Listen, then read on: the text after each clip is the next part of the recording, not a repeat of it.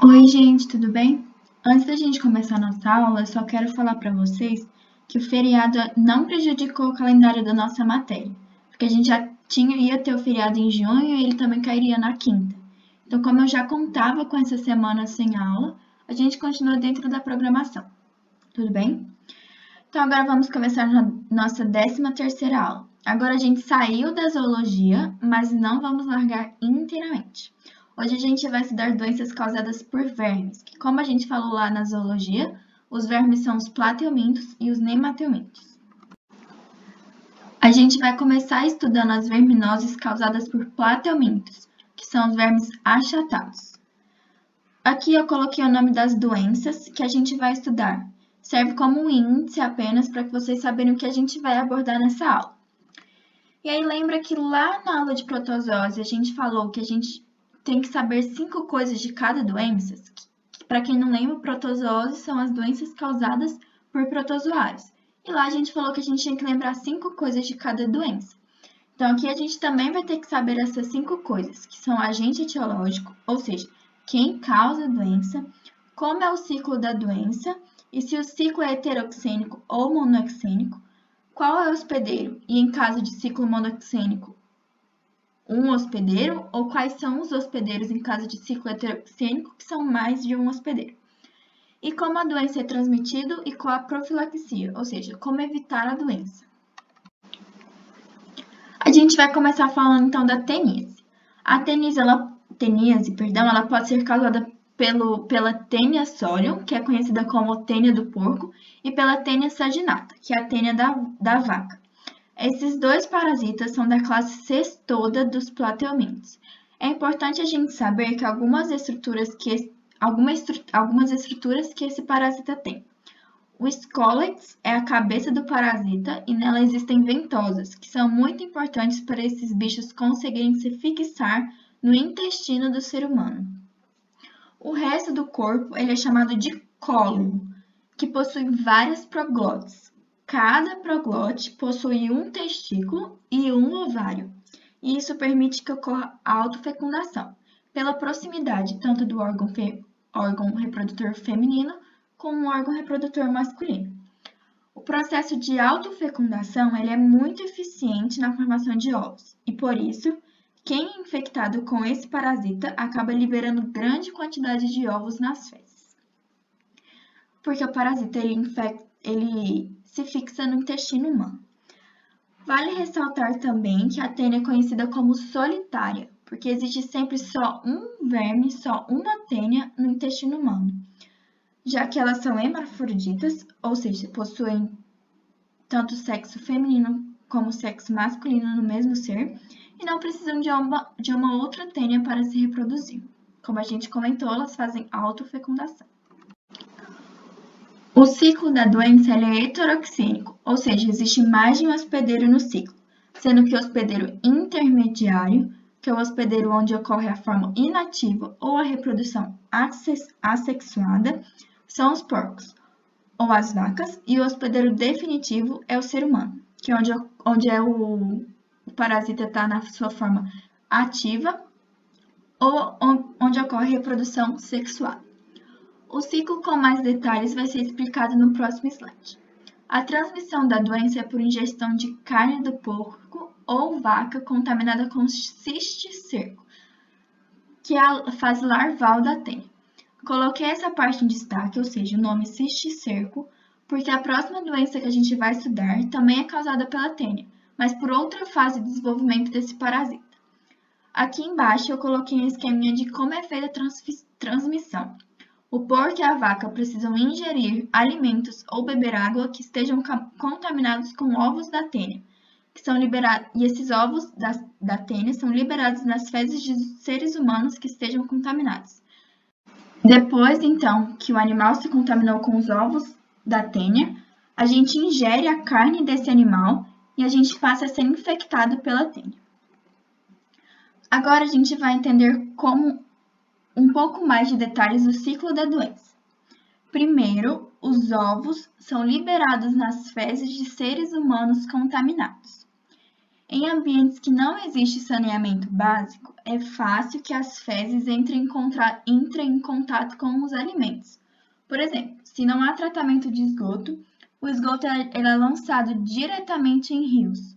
Se essa água for usada para irrigar plantações ou pastos, os alimentos ficam contaminados e depois são ingeridos por porcos ou por vacas, ou mesmo esses animais bebem a água do rio contaminado.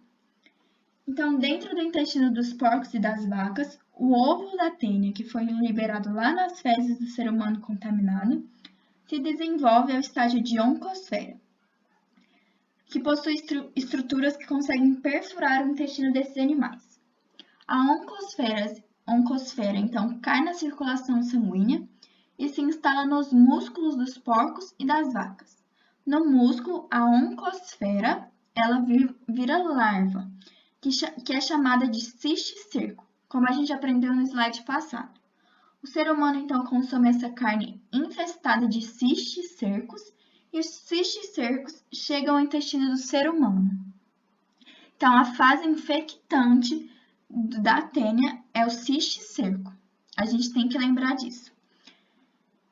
E aí, quando o ser humano, então, consome essa carne infectada, o cisticerco chega no intestino do ser humano, como eu acabei de falar. Lá no intestino, pelas ventosas, os cisticercos conseguem se aderir à parede do intestino e se desenvolve até o estágio adulto. E esse estágio adulto pode atingir até 2 metros de comprimento. Na fase adulta, as tênias conseguem fazer autofecundação e liberar vários ovos, que são então eliminados nas fezes novamente e o ciclo recomeça. Conhecendo então o ciclo da doença, a gente consegue saber como prevenir a teníase. A medida mais importante de todas é o saneamento básico, porque isso impede que os alimentos entrem em contato com esgoto ou água contaminada com as fezes. Também é importante evitar consumo de carne mal passada. As larvas da tênia, elas não sobrevivem ao calor e, portanto, quando a carne é bem passada, a gente consegue matar os cisticercos que estavam na carne. A última medida é tratar os doentes. O tratamento elimina as tênias do intestino, impedindo a liberação de ovos nas fezes e contaminação de água ou alimentos. É muito importante a medida de saneamento básico porque a gente vai ver que não só nessa doença, mas em outras doenças que a gente vai estudar, o saneamento básico impede que várias doenças aconteçam, tá bom? Então, guardem que saneamento básico é muito importante. A próxima doença que a gente vai estudar também é causada pela tênia, tanto pela tênia sólio como tênia saginata. A diferença aqui é que o homem é o hospedeiro intermediário. Os seres humanos, eles entram no lugar dos porcos e das vacas no ciclo. Então, quando a gente viu lá no ciclo da teníase que os porcos e as vacas ingeriam os alimentos contaminados com os ovos da tênia, aqui quem vai ingerir os ovos da tênia é o ser humano.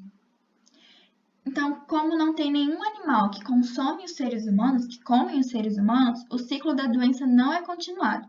Por isso aqui não tem como a gente definir se o ciclo é heteroxênico ou monoxênico, já que não tem como continuar o ciclo. Então, a transmissão é via fecal-oral, e isso quer dizer que o ser humano contrai a doença a partir da ingestão de alimentos ou água contaminados que tenham entrado em contato com fezes contaminadas com o ovo da tênia. Outro jeito de transmissão é a autoinfecção, ou seja, pode acontecer da pessoa contaminar a mão na região anal e depois levar a mão infectada na boca. Nesse caso de autoinfecção, a pessoa precisa estar com teníase e a cisticercose seria mais uma doença que a pessoa ia ter. Lembra que eu falei nos slides passados que a gente ia estudar outra doença com o mesmo agente, mas com forma de transmissão diferente? Então, na cisticercose, o ser humano ingere o ovo da tênia. E na teníase, o ser humano ingere o cisticerco, que é a larva. Isso pode gerar um pouco de confusão na cabeça de vocês, porque a cisticercose não é causada pela ingestão de cisticerco, que seria óbvio, Mas é bom a gente lembrar que o que dá nome à doença é a forma que o parasita causa sintomas no corpo humano. Na teníase, a tênia é quem fica lá machucando o intestino do ser humano. Na cisticercose, a gente vai ver que é o cisticerco que fica nos órgãos do ser humano. Então, o esquema que eu coloquei aqui embaixo é de novo um resumo do modo de transmissão. E é bom a gente lembrar que o pedaço de carne que eu coloquei nos slides de teníase não aparece aqui porque os porcos e as vacas não fazem parte do ciclo. Que, como eu também já falei, aqui quem ocupa o lugar das vacas e dos porcos são os seres humanos. Agora a gente vai ver o ciclo da doença, que não é bem um ciclo, porque ele não tem continuidade, como a gente já aprendeu. Aqui está representado o ciclo da teníase, que é quando a gente come a carne do porco ou a vaca contaminada, que é esse círculozinho. O ciclo da teníase é essa outra parte da figura. Então, a gente consome o alimento ou bebe água que esteja contaminada com ovos da tênia. A doença que se desenvolve nos seres humanos é a mesma que se desenvolve nos porcos e nas vacas na teníase.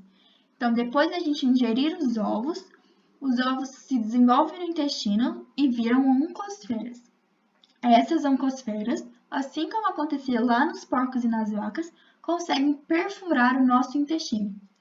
E aí elas caem na corrente sanguínea e invadem alguns órgãos, como os músculos, os olhos, a medula espinhal, e se desenvolve até o estágio larval, que é chamado de cisticerco. Então, o que fica lá alojado nos nossos órgãos é o cisticerco. E a presença do cisticerco nos nossos órgãos é que causa alguns sintomas. A forma preocupante da cisticercose é a neurocisticercose, que é quando o cisticerco se aloja no cérebro. Essa forma pode ser fatal e ocasiona muitos sintomas graves. E como a gente também já falou, como não existe nenhum outro animal que come os seres humanos, que se alimenta da carne dos seres humanos, o ciclo se encerra por aqui. Assim como na teníase, a medida mais importante aqui é o saneamento básico, que impede que as fezes contaminadas entrem em contato com a água e com os alimentos. Também é importante a higienização das mãos, para evitar a autoinfecção, e também a lavagem dos alimentos, para evitar a via de transmissão fecal-oral. Verduras cozidas também é um jeito de evitar a infecção, porque, como a gente já falou, a tênia morre em altas temperaturas. O tratamento dos doentes não é uma forma de profilaxia, porque a pessoa com cisticercose não tem capacidade de transmitir a doença. Mas é óbvio que o tratamento do doente é necessário para curar o paciente, para cuidar dos sintomas.